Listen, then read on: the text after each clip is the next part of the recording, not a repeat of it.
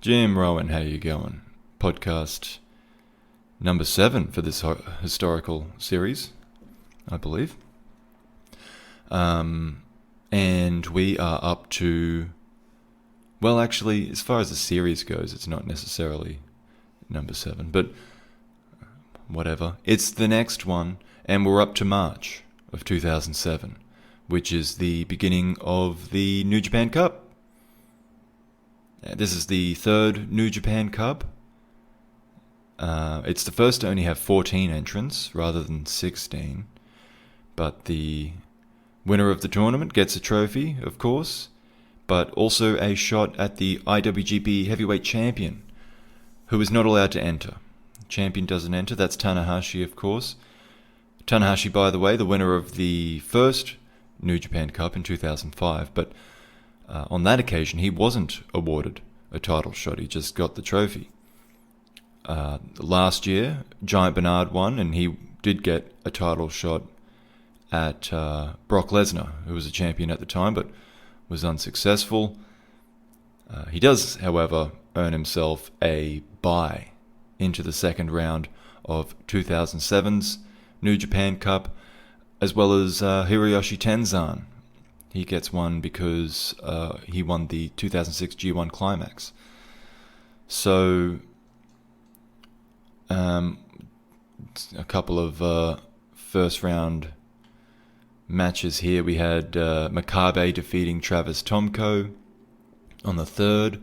On the fourth, Yuji Nagata defeated Tomohiro Ishii to advance. But meanwhile, at that time in Mexico for Toyamon, Hiroki Goto had some success while on excursion. He's won the NWA International Junior Heavyweight title via a tournament.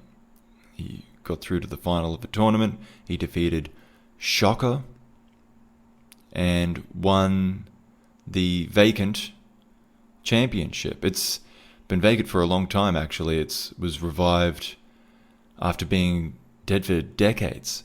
The last man to hold it was Mitsuharu Misawa, who at that time was Tiger Mask back in 1986. So, Goto's the new NWA International Junior Heavyweight Champion, but this ends up just being a little bit of tricky trivia because Goto never did anything with the title because he wanted to be a heavyweight, so he just ended up vacating it again, and I don't think he even defended it. On the 6th of March, New Japan's anniversary show in Korakuen Hall, New Japan has themselves a bit of a Hall of Fame. It's called New Japan Pro Wrestling Greatest Wrestlers. I suppose this is the beginning of it, because they've got the first inductee is suitably Antonio Inoki, but there are 4 others that follow. Seiji Sakaguchi, a 3-time NWA North American Tag Team Champion, 1-time NWF North American Heavyweight Champion, and WWF North American Heavyweight Champion. Also, president at this time. Am I crazy? Hold on, let me bring up some notes here. We want this one. Go right down here. I've got the presidents. Let's see who was president at this time. Seiji Sakaguchi. No, he was president. Oh, he was chairman, in fact. He was president between 1989 and 1999, became chairman of the company between 1999 and 2005. So, after his career, was still very heavily involved in New Japan, and thus his induction here into the Hall of Fame. Now I've got to find my place back on this, where we were up to. March 2007. March, here we are. So, Seiji Sakaguchi enters after Inoki into New Japan's Greatest Wrestlers / Hall of Fame. Kentaro Hishino and Kotetsu Yamamoto, the Yamaha brothers, as they were better known as, they are entered together. Shoji Kai, who was the winner of the 1976 Karl Gotch Cup, famous as the debut opponent of many legends, including the just mentioned Yamamoto. Also Rasha Kimura, Masasai Ito, Tatsumi Fujinami, Osamu Kido, Mitsuo Momota, Satoru Sayama, and Hiro Saito. So a bunch of very significant names in the history of New Japan, and Shoji Kai, I suppose, was the icebreaker, if you will, for these guys. So 1, 2, 3, 4, 5, including Antonio Inoki, inductees into New Japan's Greatest Wrestlers on New Japan's 35th anniversary, is what they've put down here. On the 9th of March, we got some more New Japan Cup first round matches. Takashi Iizuka defeated Honma. On the 10th, Nakanishi defeated Shiro Koshinaka. And then on the 11th, we had a bit of a bigger card and a breakaway from the first round. We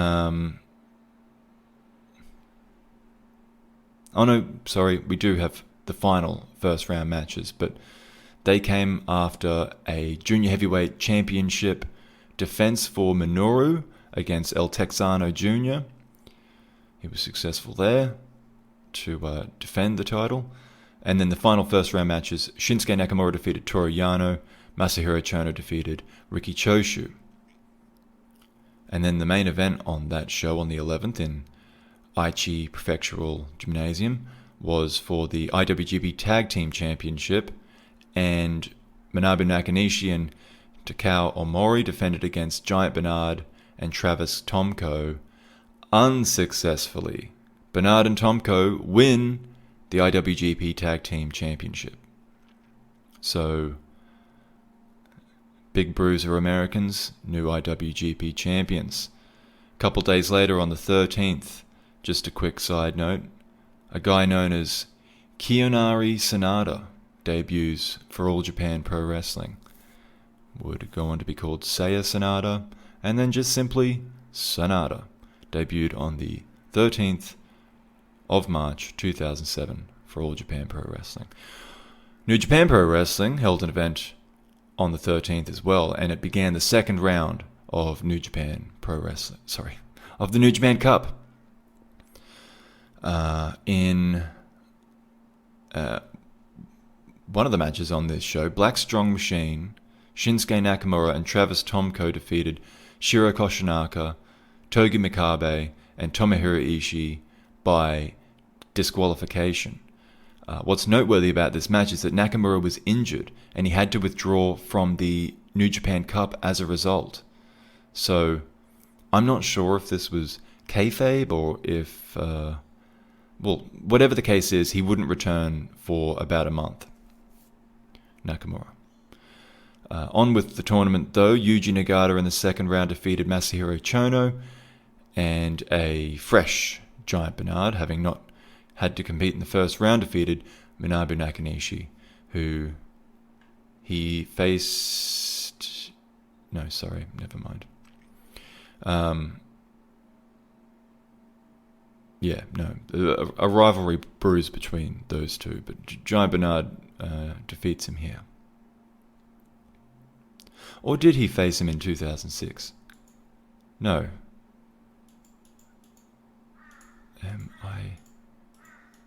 I think he might have, I think it's hard to sometimes keep track of... No, I'm wrong. He debuted in... I think he debuted in 2007. Now I've got to look this up because it's annoying me. Giant Bernard... Because it's hard to stay, what I was going to say, it's hard to stay on track. Because I've seen all of this stuff and I'm going back, but sometimes it's hard to remember where in the timeline we are here. So, I hope you can't hear that There's a crow here. I'm sure you can hear that. He's going nuts. I've got the window closed and all. He's worse than a plane. I've just got a real aerial problem here. Oh, this is a terrible... I've looked up... Okay, Wikipedia's not helping me. Match. I want to bring you the correct information, folks. Matt Bloom. Oh, you know what I should have looked up? It's just Wrestle Kingdom. Kingdom, what would that be? 2000... Well, actually, it wouldn't be Wrestle Kingdom. It'd be the one right before that. No, not 15. You dope. If I just put 1 in there, will that work? No. Oh my goodness. Okay. Events. Let's see.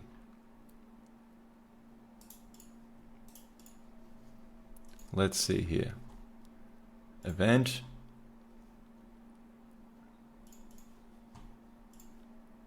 We had Giant Bernard defeating Manabu Nakanishi at the Tokyo Dome, January 4th, 2006.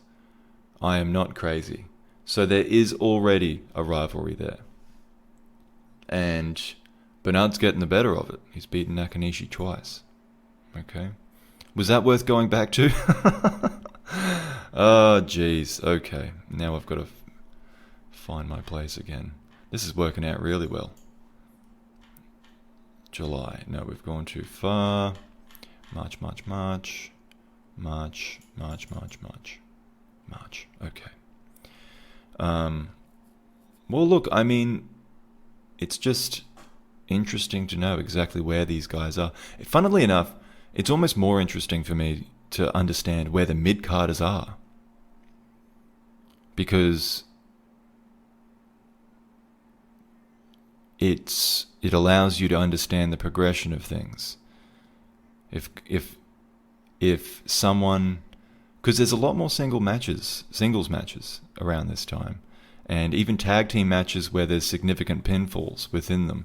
So it's important to know the status of, let's say, a mid-card wrestler to understand the significance of another mid-card wrestler getting a clean pin win over them, right?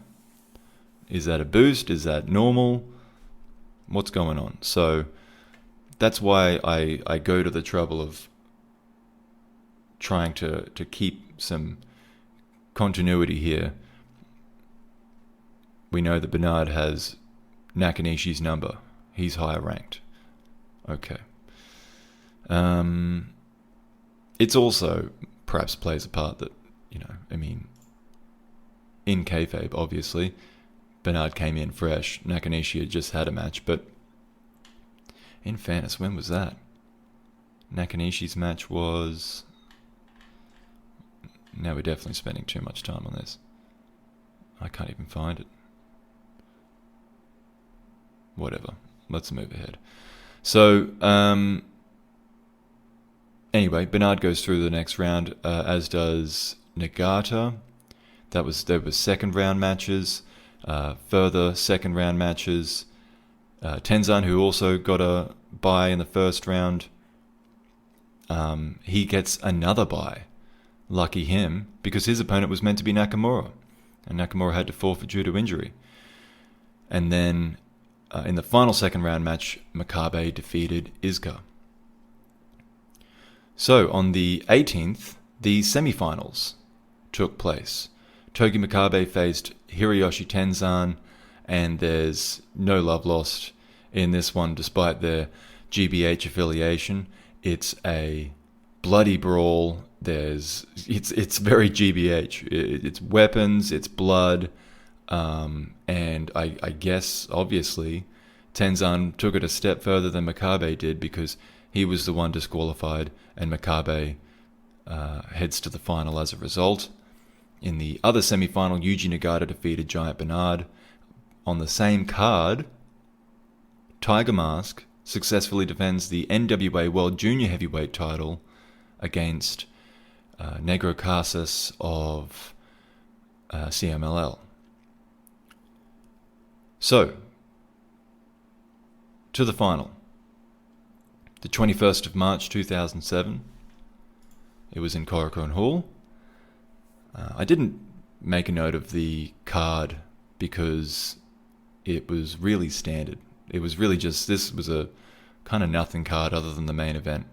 But the main event is something you can check out. It is on the New Japan Japanese YouTube channel. So I'll link that in the description. The 2007 New Japan Cup final is between Yuji Nagata and Togi Makabe. And the fans are strongly behind Nagata in this one. Tanahashi is watching this match from the front row, knowing that the winner of this match will be his next challenger for the heavyweight championship. Nagata gets the better of Makabe in the grappling exchanges early, so Togi turns the match into more of a brawl instead. The fight spills out of the ring. Makabe clocks Nagata over the head with a steel chair, bursting open his forehead. And then Makabe's GBH, what is that? GBH teammates, they're at ringside and they're just making sure no one gets in the way of Makabe's antics. Of course, you know, whether it be the referee or young lions, anyone else trying to take the weapons from his hands, the GBH guys make sure they can't do so. Makabe takes his signature chain and wraps it around Nagata's neck. There's some young lions, as I said, there's some young lions that are trying to stop it, but they quickly regret that. Naito, in particular, one of the young lions trying to stop it, and he gets struck with the chain as a result. The referee pounds on Makabe to get him to release the choke on Nagata. I believe there was a spot in this one when he was hanging him over the ropes and Nagata's face is turning blue. Anyway, the crowd are fully behind Nagata's comeback, which begins with an avalanche exploder suplex. It's followed up with kicks and knees. Nagata takes the arm of Makabe as he is about, or just as he pulls back, of course, his eyes roll back too, with blood streaming down his face at the same time. GBH provide Makabe with some relief, but only after he proved his own immense toughness in surviving the armbar. The chain comes out again, but Nagata counters into the back suplex, lands another two to finally keep Makabe down with the bridge and the pin.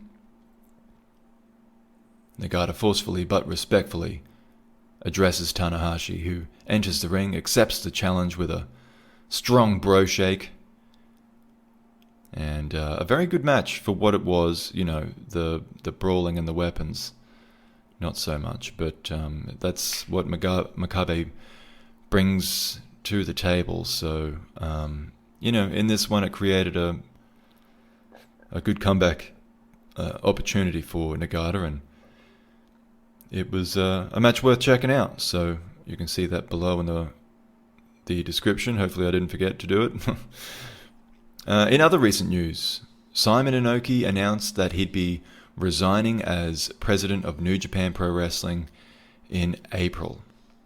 So if you listen to the History of the Title Belt podcast that is up before this one, a couple before this one, this was covered a little bit, but at the time here in April 2007, Simon said his mind was made up. He noted that his decision was at least in part due to a lot of the booking decisions being made lately, presumably the ones out of his control, such as what was mentioned in the last historical podcast.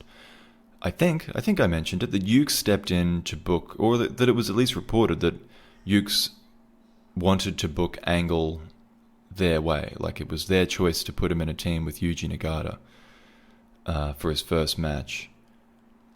But it's, you know, all of this is, you have to take it with a grain of salt, because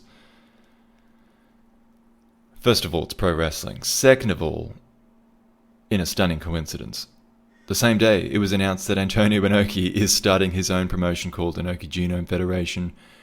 Inoki claimed that a number of New Japan wrestlers and office staff will be making the jump across to his new promotion as well. As well as some WWE stars, is what he said. He also claimed that the first show will take place on June 26th in a 10,000-seat building where he wanted to wrestle Vince McMahon. So if I haven't made clear in any of the times I've spoken about Inoki previously, it probably is worth addressing, specifically when it comes to Inoki. He says some crazy things. You can't necessarily take this stuff as gospel. But apparently there was said to be numerous people within New Japan quite happy to see the back of the Inokis. New Japan was quick to replace Simon Inoki with a new president, Naoki Shugabayashi, who had been in the office for years, and at the same time he announced that they were completely disassociating themselves from the Inoki dojo in LA. So there's some connections there to the present day, but moving along. April is what we're up to now. And the first event noted here, the 7th, on the New Japan Brave tour, they were in Saitama. Orlando Jordan, speaking of WWE guys, Orlando Jordan makes his debut for New Japan Pro Wrestling. Not that it's particularly significant because he's only going to have a short run with the company after leaving WWE. Similarly, this card in particular is rather unremarkable. So on to the 8th. They were in Korakuen Hall, and there's a few singles matches on the card. And this is kind of what I was talking about before. So Giant Bernard defeats Takashi Iizuka. Yuji Nagata defeats Orlando Jordan. So both of those results aren't surprising. They're pretty run-of-the-mill. You'd expect those results. But like I said, these singles matches are a good judge of where everyone ranks. The main event on this one is another match that you can find on New Japan's Japanese Japanese YouTube channel. Hopefully, once again, I've not forgotten and you can find it in the description instead, make your job easier. It's a chain death match between Togi Makabe and Shinsuke Nakamura. Makabe brings out the chain that will be used to join the wrestlers, and he also brings his GBH buddies. Inevitably, this fight spills into the crowd and even beyond as the fans scatter to avoid the collateral damage, or avoid becoming collateral damage. Nakamura has his face busted open by the time the fight returns to the ring. Makabe continually uses the chain as a weapon, and the referee does his best to keep Nakamura alive. When Makabe gets too rough with Uno, though, Red Shoes, the referee, Hattori comes out, Tiger Hattori, the veteran referee, to finish the match, and the distraction allows a comeback for Nakamura. The women in the audience are shrieking as a blood-soaked Nakamura finally gets some revenge. He goes close to finishing Makabe with an armbar. Yano gets involved at ringside, of course, of GBH, and Makabe nearly takes full advantage with a lariat that earns a 2 count. The King Kong knee drop finishes the job, but GBH aren't done, attacking Nakamura after the bell. Tomko and Bernard make the save, but Makabe's point has been made. They leave Nakamura laying. GBH up to their usual antics. The next night they went to Chiba. Bernard and Nakamura defeated Choshu and Iizuka by disqualification. On the 12th, Nakamura defeats Honma in a little bit of GBH revenge. Giant Bernard and Orlando Jordan team up to defeat... actually I don't even have the result there. I'm assuming Giant Bernard won the match. Nakanishi and Iizuka on the other end of it. Kanemoto and Nagata defeated Hiroshi Tanahashi and Tiger Mask. On the 13th, they went to Osaka. They drew 5,700 fans for a decent little card here. Early on, Samurai Jim, which was El Samurai, the recently graduated Yujiro, and Taguchi is the other member of Samurai Jim. But it was just Samurai and Yujiro here that defeated Hirasawa and Taichi Ishikari, who is to appear more often on the undercard for New Japan. He's not officially signed, though. Speaking of not officially signed, Hulk, BXB Hulk. I don't know if that's how you pronounce it. It's probably something else. BXB Hulk, Jushin Thunder Liger, Milano Collection AT, defeated Koji Kanemoto, Tetsuya Naito, and Wataru Inoue. That's another one I don't know how to pronounce properly. Inoue or Inoue. And I think I use both, so just however I read at the time. I should just pay close attention to the announcements. Riki Choshu and Takashi Iizuka defeated GBH's Honma and Yano.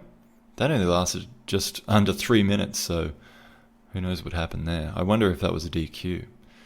In a singles match, Nakanishi defeats Lando Jordan, so we can see that Nakanishi is below Bernard in the rankings, but above Jordan.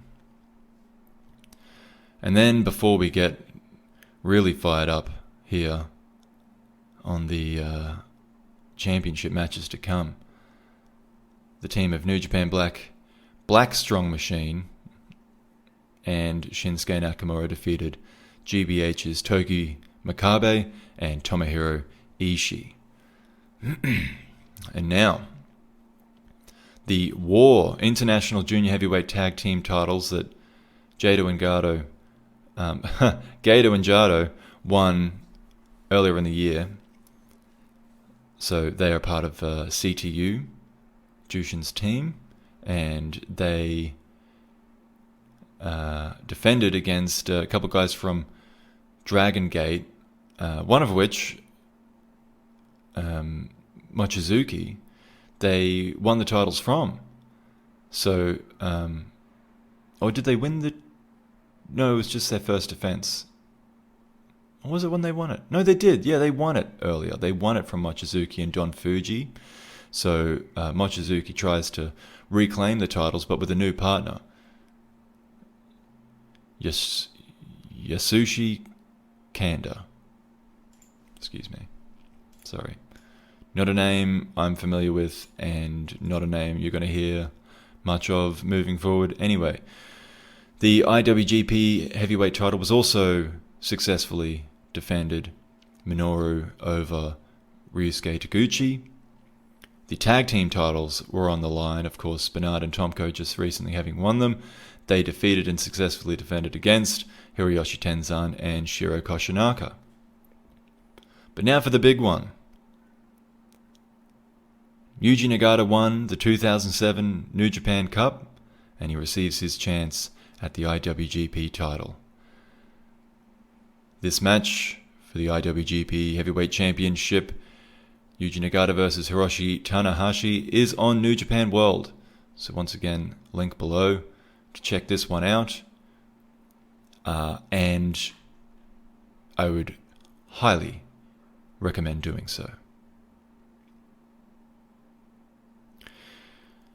Nagata won the IWGP Heavyweight Championship for the first time just over 5 years ago at this point, and it's the only time he's had that championship. So, a long time between drinks, and here's his chance to take it back. The match begins cautiously, but they both remain active, and it's fairly even. The chain wrestling is crisp without appearing rehearsed, which is really good. When Nagata starts getting the better of things, a slightly frustrated Tanahashi instigates a battle of strikes and is very quickly wishing he didn't, as Nagata comes back at him aggressively with kicks and knees. Tanahashi tries to show Nagata he has fighting spirit within, but that just makes him a punching bag for the most part. And when that doesn't work, he resorts to more devious tactics, targeting Nagata's leg and using the elements to his advantage, such as the ring post, for example, the barricade. Tanahashi locks up a figure four and wants to see the fight in Nagata, who struggles to make it to the ropes. When he rises, he is the subject of some fearsome open-hand strikes from Tanahashi and drops to the mat. Nagata's struggling to stand, but tries a quick move into a headlock, only for Tanahashi to read it and fight the ropes. The younger man certainly has a greater amount of energy to expend. Despite this, a short comeback results in an avalanche exploder and a shining wizard from Nagata that gets a 2 count. A pair of brainbusters earn the same result. He goes for it again, but his knee gives out, and Tanahashi's landing is made less severe. His follow-up is countered into the powerbomb, which Tanahashi, shifting the momentum back in his favour. Then Tanahashi hits the sling blade, followed by another, and that earns him a 2 count. He hits the dragon suplex, but he doesn't bridge, instead opting to move toward the top rope.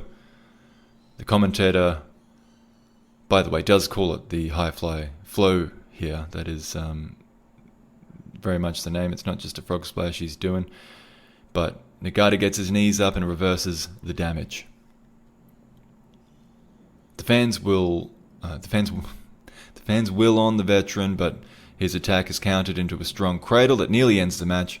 Tanahashi goes for the sling blade, but is thrown on his head instead by a high-angle suplex. They both rise slowly, though Tanahashi is still with more energy. He hits a German suplex. He rolls up on the pin heavily, but Nagata still kicks out.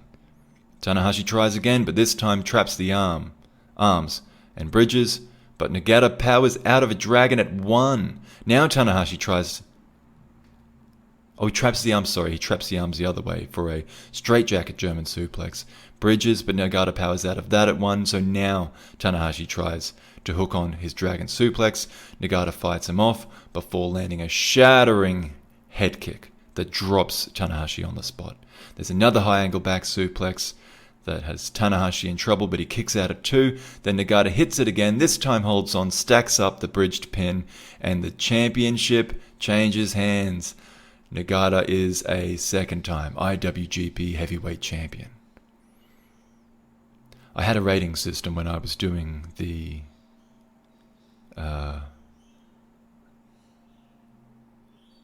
Wrestle Kingdom matches, and I think I'll hold on to it. So my rating system is, it could be terrible, it could be bad, it could be just disappointing, it could be fine, it could be good, it could be very good, it could be great, or it could be special. This one's great. This is a great match in my eyes. Not to say Tanahashi doesn't deserve the win, but Nagata really does, as much as anyone ever has. He's been putting on great matches for over a decade and had the push in his prime ruined by an insane strategy of Inokiism that he copped the absolute worst of, i.e. a prime Fedor and Krokop in MMA fights. That long-term story is only part of why this match is great, though. See, Nagata kind of survived that, and he's coming out of it in this new era of pro wrestling, of New Japan pro wrestling. The story told during the match, though, it's fantastic in a vacuum. Everything that they did, it built on what they did before it. So at first is Tanahashi's youthful bravado, and that was overcome by a man that has faced the most formidable of forces and was determined to channel that experience into glory rather than the regret, and without exchange for his integrity. Nagata won as the better man, as like a true champion. Tanahashi, on the other hand, he had confidence, but that confidence that he showed early on, it was exposed. He wasn't actually confident at all. Every time he did something that didn't work, he gave up on it. He gave up on the chain wrestling. He gave up on working the legs. He gave up on the high fly flow when Nagata got his knees up. And then the sling blades, when they wouldn't finish with a pinfall. Then the Germans, by the time he got to the dragon suplex, it was obvious. It was all he had left. Nagata easily read it and had won the mental battle. and therefore he hit his finish shortly thereafter and won the match. I just thought there was a lot to this. There was a few levels to the storytelling here, and just a really well performed match. Technically, I didn't recall any botches, anything like that. As I said at the beginning with the chain wrestling, there wasn't anything that was choreographed. It was, it didn't look choreographed. They kept that intensity. They made it seem like a fight. And another big plus, because I talk about the negatives in the Makabe matches, I really liked about this one the fact that it stayed in the ring. It was just a wrestling match. I mean, there was a bit of heelish stuff from Tanahashi that bent the rules, but nowhere near the amount that the GBH guys do. So yeah, really like this match. Definitely worth going out of your way to see. But it's also, a lot of that story you don't necessarily get if you're not watching along the way, if you don't know how their careers are progressing. So once again, that's why I'm doing this, so you can get the most out of great matches like this. But we'll move along as April continues on so that one, just to get our bearings, was on the 13th in front of 5,700 in Osaka Prefectural Gymnasium. We move along. There's a couple of tag matches in the days that follow that aren't of much significance here. That's really, I'm looking at the 17th, 19th, 20th. It's all pretty much the same stuff here. There's actually on the 20th, a few matches. Actually, I've got two here noted as on the 20th, so it might have been the 21st, 23rd, 24th. But in any case, it doesn't really matter. There's a few singles matches here at the end of April. Tomohiro Ishii defeated Orlando Jordan. So there you go again. It kind of just allowing you to picture in your mind the rankings in the heavyweight division there. Nakanishi defeated Makabe, which sounds like a big deal, but it was by disqualification because Makabe is just a crazed lunatic. But more significant, main event on that night was Shinsuke Nakamura defeating Hiroyoshi Tenzan. So, whilst of course we know that Nakamura is a big star, so is Tenzan. Just coming off New Japan Cup semi-finals, just coming off G1 Climax victory, so he's still very present at the top of the card, and Nakamura just showing that he's definitely at the very, very top. But that about wraps it up for April. How much is going on in May? Alright, I think it's a bit short. We'll go through May. So, or at least we can stop halfway if we have to. On the 1st of May, New Japan Wrestle Land in Korakuen Hall. So this was a brand launched in March of 2006. The first WrestleLand event was back on June 13th of that year. The goal of this concept was to reach out to a broader audience, that reach fans that were unfamiliar with the normal day-to-day New Japan stuff. WrestleLand was more of a comedy-oriented event. It's more colourful. For example, they're allowed to throw the paper tape that you often see at Japanese events, and you see it at the Ring of Honor events, and you don't see it at New Japan events. That's not allowed, but they allow it for the WrestleLand shows. I hope you know what I'm talking about. The coloured paper tape. You have a roll of paper tape, and you throw it into the ring when the wrestler's being announced. It creates a kind of cool scene. There's streamers. I guess that's another name for it. Streamers. Yeah. What's interesting about these, though, so it's a bit more, I don't know if you would say childish. It's perhaps more aimed at children, I suppose. But see, the thing is with Japan, it doesn't, being kind of a bit cutesy isn't necessarily for children, you know. But very interesting about these events is that the storylines aren't, they're non-canon.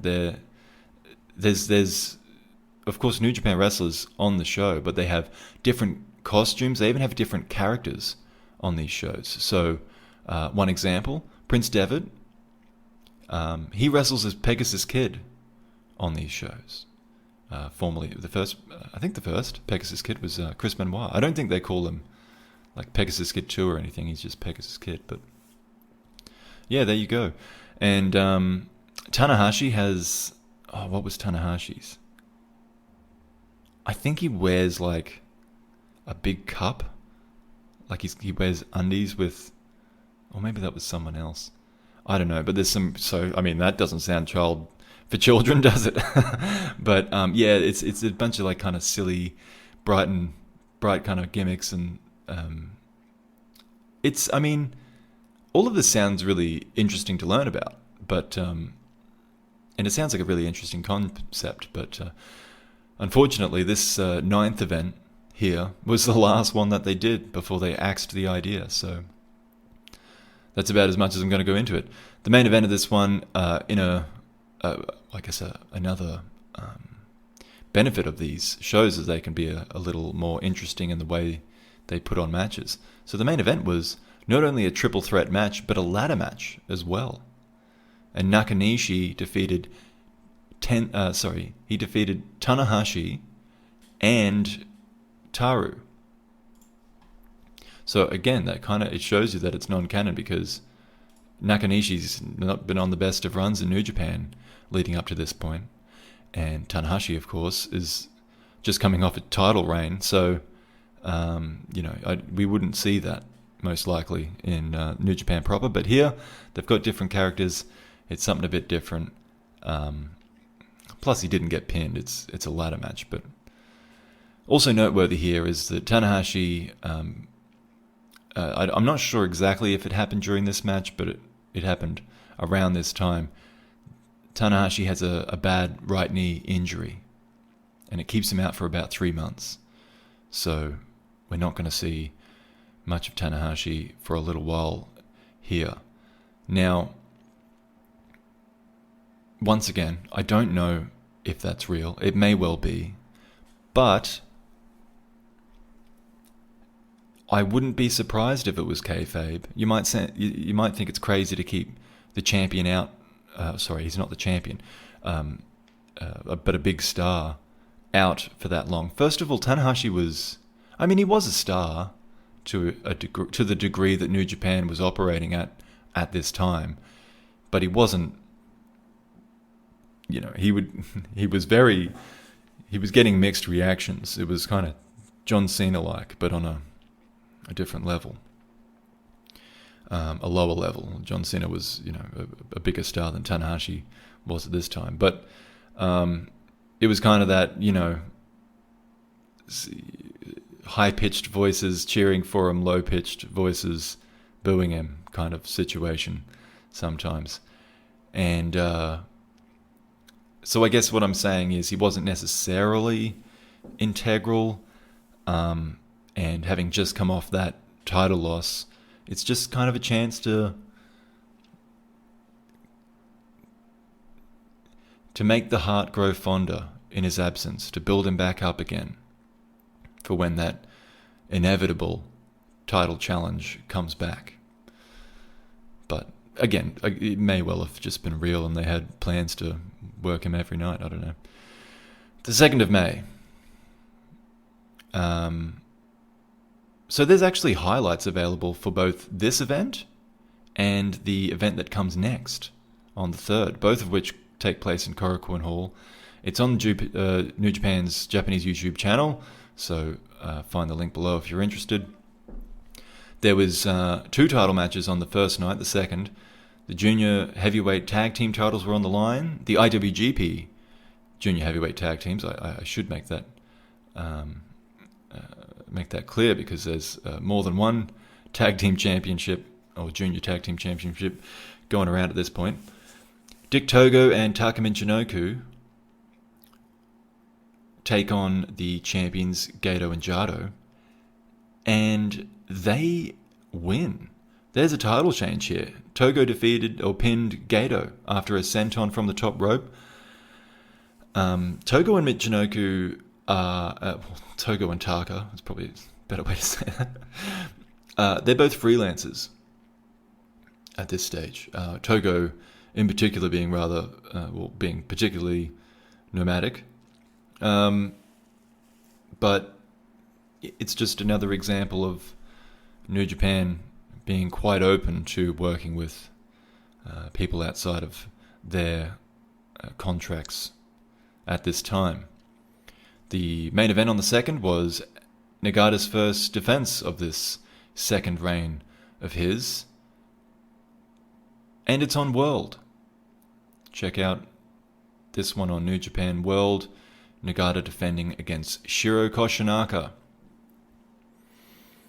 And I guess a chance for a bit of background on Koshinaka is there's loud chants of Koshinaka. They're raining down on the ring for the first IWGP Junior Heavyweight Champion, perhaps what he's best known for, Shiro Koshinaka. That happened after making the switch from All Japan to New Japan in the mid-'80s. And of course, while he's still active at this point, especially having just challenged for the tag titles last month, and holding them, in fact, less than 6 months ago. But he's 48 years old, so he's certainly winding down at the same time. He's to have fewer dates to come. So that is perhaps on his mind as tears roll down his face during his entrance.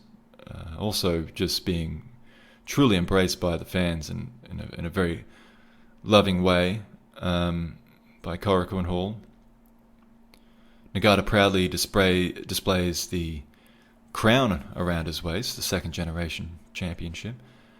But the look in Koshinaka's eye says less about becoming champion and more about testing he who calls himself one. But the fans don't let up. They're fully behind Koshinaka. There's constant chants of his name. Koshinaka gets in Nagata's face. He's clearly fired up. He responds to Nagata's kicks with a jumping hip check from a bunch of them, from inside and outside the ring. Nagata takes it as an insult. He turns up the heat and lands some more stiff kicks. Koshinaka takes over from there, though, leads to a powerbomb. It's followed by another finishing move of his in the Samurai Driver, though the pins after each of these moves only reach 2 count. Samurai Senshi, as he's otherwise known, instead instructs the referee to begin his 10 count, but Nagata begins to stir soon thereafter. If I didn't make that clear. So Nagata kicks out at 2, but he's still down. So Koshinaka says, well, count him down for 10 then. Then when that doesn't work, Koshinaka looks on a full Nelson. Nagata counters into the crossface, or the Nagata look 2, but then and then a pin attempt. There's a hard running knee and then a brain buster that has Koshinaka in trouble. Or so one would think, until he kicks out and sits up. Nagata hits a back suplex. Koshinaka pops up at 1. He's given everything in this one, but he cannot survive a second back suplex. Nagata bridging, piling him up, the same way he did to Tanahashi to win the title, to retain the title here.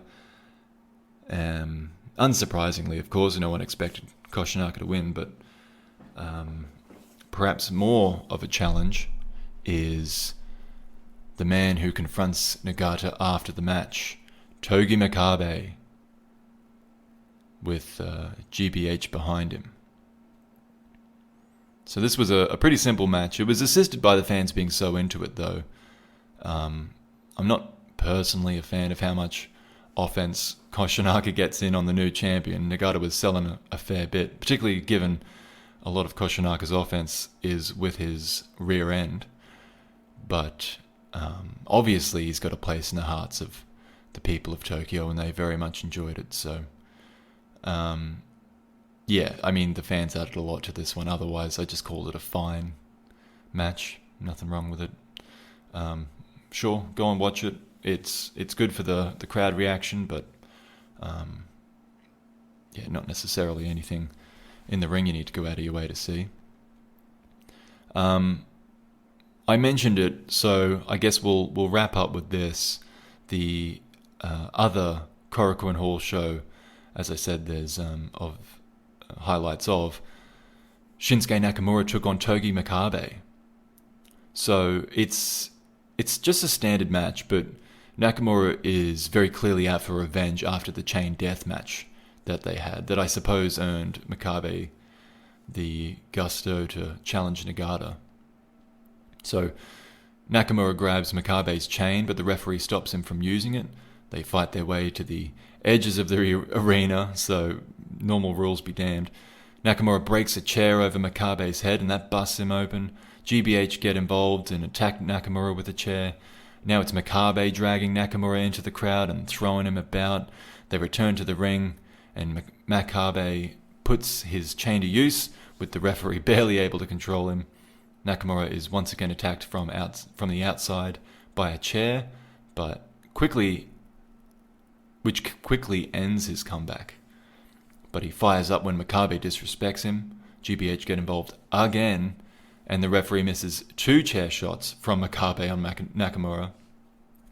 Makabe shoves the referee down when he turns and hits Nakamura with a chain-wrapped arm. Somehow Nakamura kicks out of that, but the King Kong knee drop follows and finishes him once again. So that's 2 wins over Nakamura that Makabe has in short order. Also on that card was the IWGP Tag Team titles on the line. Giant Bernard and Travis Tomko defending against Takashi, Iizuka and Yuji Nagata. So Nagata pulling up pretty quick here for another title match, albeit as a challenger this time. Iizuka kicks out of a huge last ride powerbomb by Bernard, but he then falls to the Magic Killer. And as I said, there's highlights of those 2 matches and the matches on the card the night before, both in Korakuen Hall. You can see it below YouTube, New Japan's YouTube channel, all in Japanese, but I just dug through it as closely as I could to find as many matches as I could to assist in understanding what was going on at this time in 2007. But of course, as well, that title match between Nagata and Koshinaka is on New Japan World. So all the links should be below, but I think that should wrap it up for this one. We'll pick it up next time from the 6th of May. There's a fair bit to come in May, and then a big June to come as well. So it'll roll on. I hope you enjoyed this and continue to follow it. Thank you for listening. Have a good one.